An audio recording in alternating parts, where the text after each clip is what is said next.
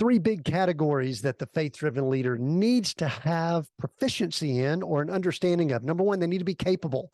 You got to be able to do the job. You need to be able to do the work. Second thing is you got to be confident. Listen, being some kind of wimpy, not really confident in what you do person is not what people look for in a leader, and that's not what we're looking for in a faith-driven leader also. But in the same breath, you got to be humble. We need humility. And we'll talk about that in this episode. So you need to be capable, confident, and humble.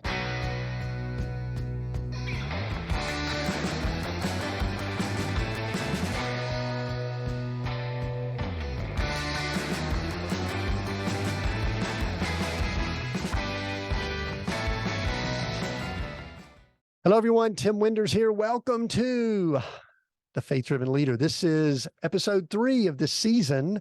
And we have already covered unleashing the power of faith-driven leadership. That was a what.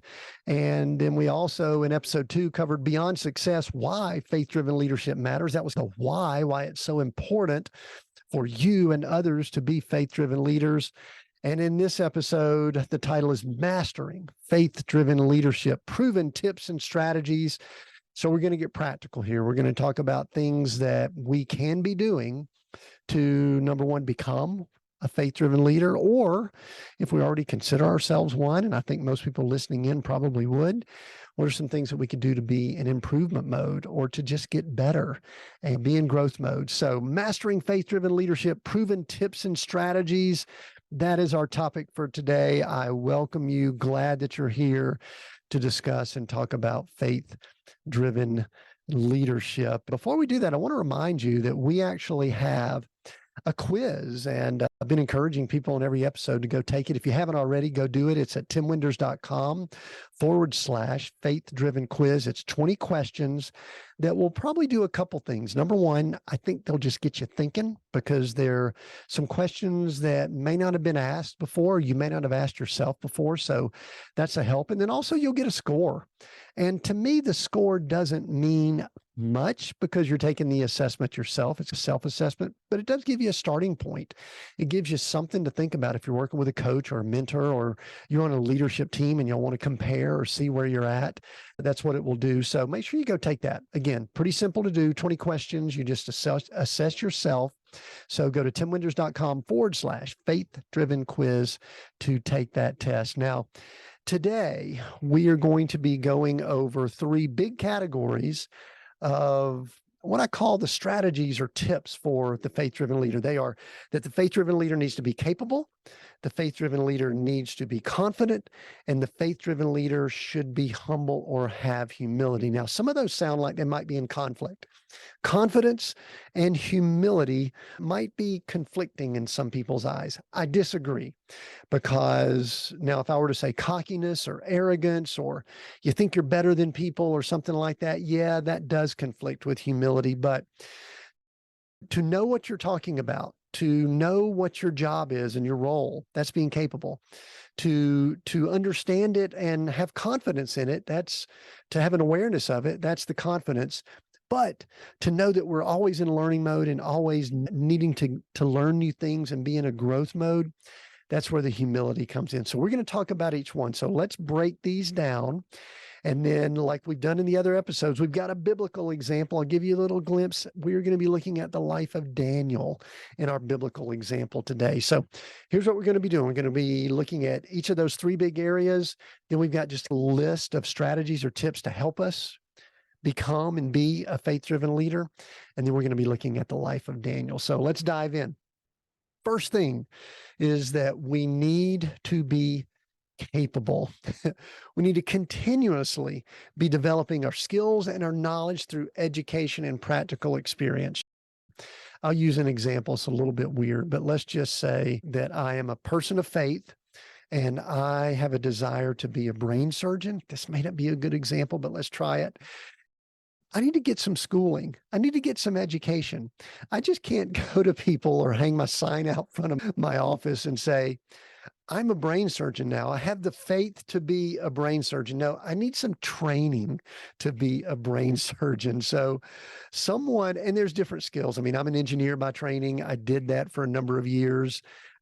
I've also studied leadership and things like that. So I need to develop the skills and knowledge so that I could be capable to do the things that I need to do in my role. And I'm sure that you have things that you need to do that educate you and make you capable to do that work.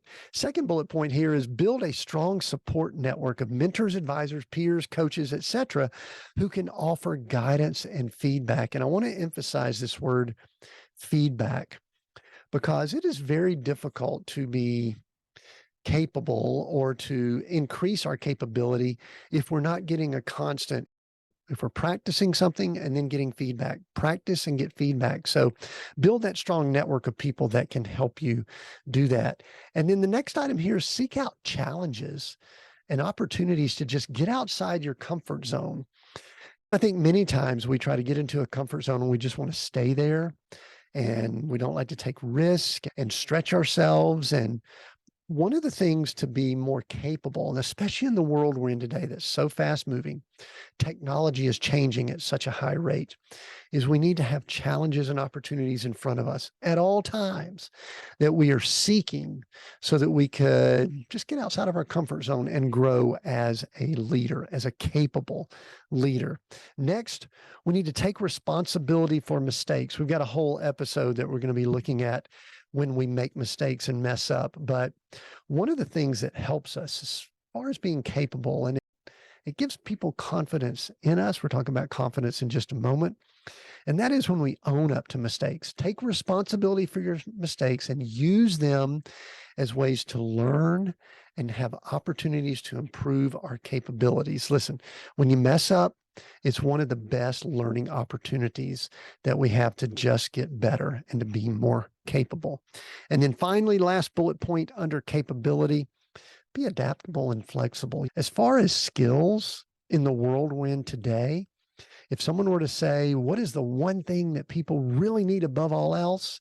I would say we need to be adaptable and flexible, willing to adjust our approach, do things differently, and make sure that we're able to meet the changing circumstances and challenges that we know are out there. There's so many changes and things that are going on. We need to be flexible and adaptable. And I used to use the joke that I need to be like Gumby. Some people won't even know the Gumby reference, but if you do, Gumby was this bendable, flexible little doll, I think had a cartoon years ago. And we need to think and be like Gumby in many ways and be flexible and adaptable. All right, next big category. And this sometimes is a challenge for people that are people of faith. We need to be confident. Why can we be confident? We can be confident because we're capable, like we just talked about in that big category. We've done some training. We're flexible. We're adaptable. We've gotten outside of our comfort zone. So we can be confident. We can believe in our own abilities and trust our judgment as a leader because we've got experience, we've got training, we've got education, we've stretched ourselves. So we can, it's okay to believe in our own abilities. And we also, to be confident, we can surround ourselves with positive influences and affirmations that reinforce our confidence. You know, as a leader, there's something that we will say often, and that is that we're never as great as many people will consider us to be.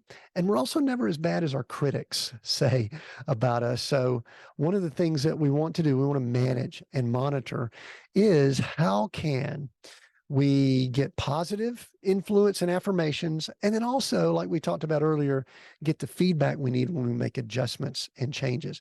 I think we want to be mindful that we don't want to be in a extremely negative environment. And then we also don't want to be in an environment where all we're getting are what we'll call yes men or yes people that are just telling us the things that we think we want to hear and just blowing smoke. So that's where the positive influence and affirmations comes in. Next thing we want to do is we want to focus on strengths and accomplishments rather than dwelling on weaknesses or failures. You know, a great example that I've seen of this, great example of focusing on strengths and accomplishments. I've heard people say that the great quarterbacks that play in the NFL are quarterbacks that They obviously are accurate. They've got all the capability and things like that. But when they make a mistake, like for example, throw an interception, that they don't dwell on it long. They might look at what they did, but then when they go back out for the next series of downs, that they're not dwelling on the fact that they're just have thrown an interception that may have cost the team. So we want to be able to focus on strengths and accomplishments rather than dwelling on our weaknesses and failures. Here's another one that's really good. Embrace risk taking and see failures or setbacks as opportunities for growth and learning. So we don't dwell on them, but we use them for growth. It's like, okay, I made a mistake. Now what can I do? What can I do to become better because of that? And we will have it. We know we will. We're going to have setbacks. We're going to make mistakes. And we just want to look for ways that we can learn from them. That's the thing we did. I'll tell people all the time, all that we went through after the 2008 downturn, that was painful. It was no fun at all. But I do believe that I've learned from that and that I am a better person. My wife and I are better people because of all that we experienced and went through during that time. And then the last item here under confidence is set ambitious but realistic goals for yourself and your team and work toward achieving them with purpose and determination. One of the things I've noticed about myself at times is that over the course of my life, I at times have set really massive, huge goals, maybe almost too big, because then I would sometimes get discouraged because I couldn't achieve those goals. Now, I achieved something, but not the goals that I set. And then there was a period of time during the situation that I mentioned earlier where we went through a difficult downturn and had financial challenges and lost our home, all types of things that I actually didn't want to set goals. I actually did not want to disappoint myself. I mean, I really had lost a lot of confidence, but we've got to get back in that mode and set realistic goals for yourself, for your team, your organization, all that you're working with, and then work towards achieving them. Goals are good and goals fit with faith-driven leaders. Don't try to have anyone tell you any differently. Now, let's talk about the last area that sometimes people struggle with when we're talking confidence, and that is being humble or operating out of a position of humility. And one of the things that I think it's important to understand is that this one is third. You need to be capable. You need to be confident, but then you also need to be humble. I think these are real practical tips for just operating with humility. And this first one I really like. Practice active listening and seek to understand the perspective of others, including those with different opinions or backgrounds, or listen to me, different faiths. It is a-okay to communicate with different type people in the world. We saw examples of that from Jesus.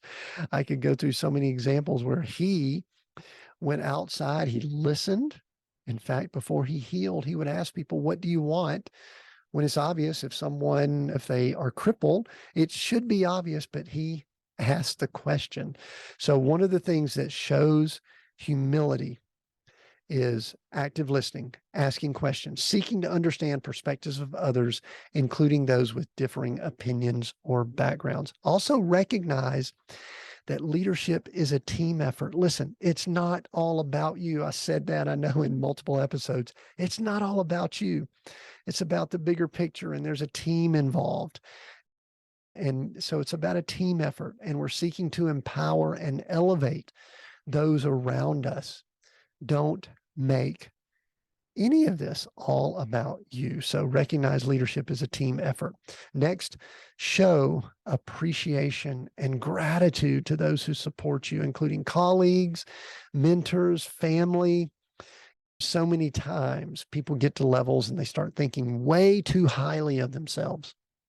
They think that everything is about them, and organizations, especially if you're leading an organization, we can really easily start thinking that we are so important that the organization cannot do without us. We're the one that's setting up these jobs for people, and we're bringing people in. If you're the person with a microphone, you're the person that they're coming to see. And that may be the case to some degree, but it is so important to show appreciation and gratitude for those around you. It just keeps you humble, and it's a way to operate with humility. Next, acknowledge your limitations. Somebody needs to hear this. Acknowledge your limitations and your areas for growth, and seek out constructive feedback to improve. This is important for anyone. I don't care what position you are in. We all have limitations, and we can all grow. So seek out feedback, get a coach, get someone that can speak some truth into your life, get a board of directors, get somebody around you that can just help you identify areas for growth. You don't want to do it in a negative way. We talked earlier about positive influence, positive feedback, but we need people that can keep us in check so that we can get constructive feedback and improve. And then finally, under humble or humility, prioritize your values and principles over your personal ambition or ego, and work to serve others rather than yourself. We've used the term often, servant leader. We hear it, it's thrown around maybe more than it should be, but really this is what a faith-driven leader, this is humility for a faith-driven leader. And that is working to serve others. If you have people that report to you, you serve them. If you report to someone else, you serve them. If you're someone who, obviously you have a family, if your father, mother, or whatever in a family, you serve that family. If you've got customers, investors, people like that, you serve them. Learn how to serve others and be in that mindset at all times. So serve others. Just a few other bullet points. So those are the three big categories. Is you need to be capable, you need to be confident, and you need to be humble. Those are the big areas that make up the strategies and tips for a faith-driven leader. A few other things that are important. These are just tips, things that I think the faith-driven leader, I think we just need to either have this or be doing this. Number one is you need to have a time, a quiet time, a devotion and prayer, or if you want to call it meditation. I've been saying this for some time now, that most of us, most people in the world today, we are missing time of just being still and quiet. That's what allows us to think about the things we just talked about. So make sure you're blocking and that you have time to be quiet for devotion, prayer, just meditation, or just solitude and quiet and still. One of the things that's very important, this is another bullet point, I guess, and it fits with some of the things we mentioned earlier, but as a faith-driven leader, as any leader, it is so important to have respect and honor for others.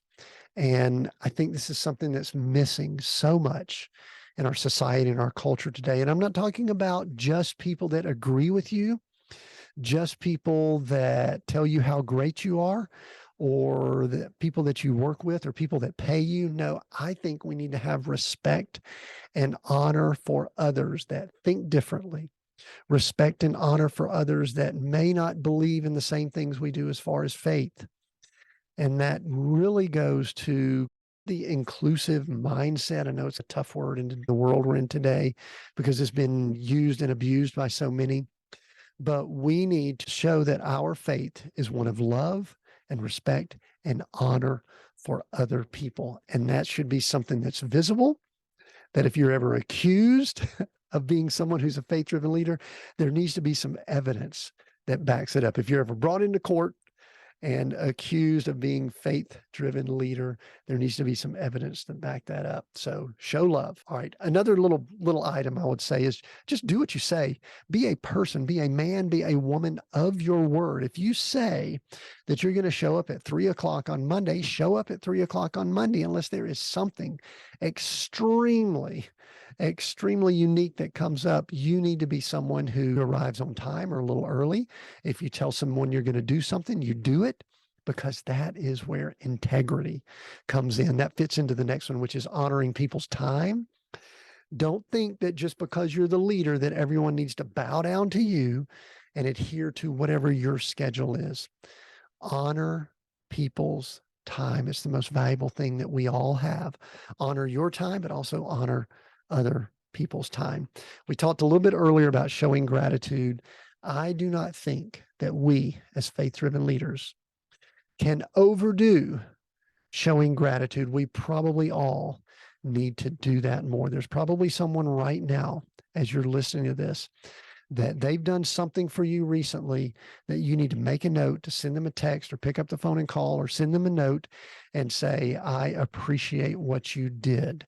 And so let this be the catalyst for you to show gratitude and just get in the habit of doing that. I've noticed it's almost like a muscle, that the more you do it, the easier it becomes and the more part of who we are it becomes. That's what a faith-driven leader does. They show gratitude.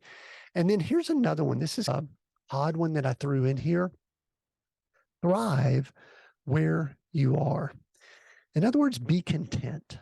I know many of us are ambitious. Many of us have, we believe, the desires and the calling to do things beyond what we're doing right now, either a higher leadership level, a larger organization, maybe a different organization. Maybe we're serving at a lower level right now. Maybe we're just getting started. Maybe you're entry level.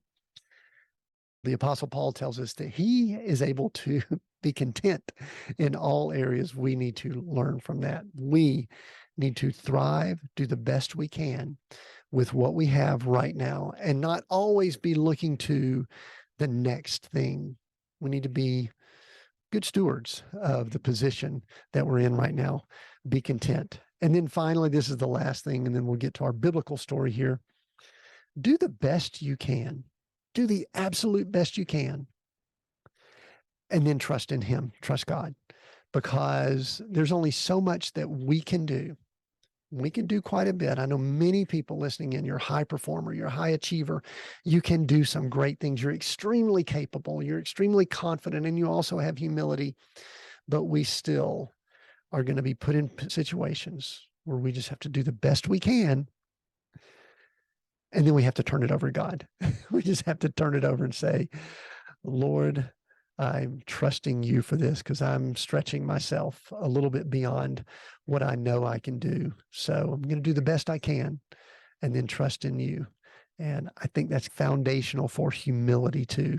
It just shows that we're humble in knowing that we can do something, but we want to trust in him. Okay, now what we want to do is we want to wrap up this episode with what I consider to be a pretty powerful character, powerful faith-driven leader from the Bible, and that is the character of Daniel. And we can read a good bit about Daniel. I'm going to share some things here before we finish up.